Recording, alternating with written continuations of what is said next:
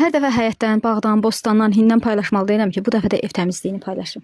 Bura bizim evimizin 2-ci mərtəbəsidir. Evimiz klassik kənd evləri kimi olub gördüyünüz o iri 2 mərtəbəli, çoxlu eyvanlı, otaqlı evlərdən biridir.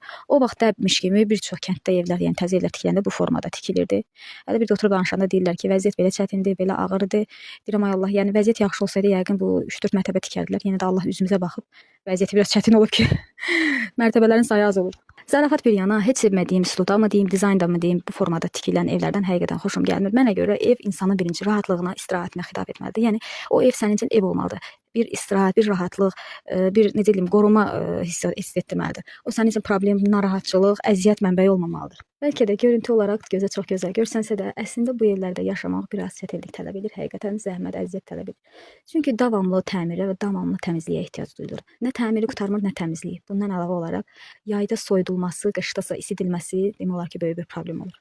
Bundan əlavə olaraq bizim insanlarda qəribə bir xüsusiyyət var ki, evi tikərkən üst mərtəbənin ən gözəlini, ən formasının, ən yaxşısını remont edir və onu da qonaq üçün ayırmağı sevirlər. Amma özləri birinci mərtəbədən, hətta təmirsiz olsa belə oradan çıxmalar, orada yaşamağı üstün tuturlar. Bugünkü vloqum təmizlik deyil də şikayət vloqu kimi oldu. Amma bildiyiniz kimi mən kənddə yaşadığım üçün, yaşamın hər formasını sizinlə paylaşdığım üçün bunu da paylaşdım və bununla bağlı fikirlərimi, düşüncələrimi də sizinlə paylaşdım.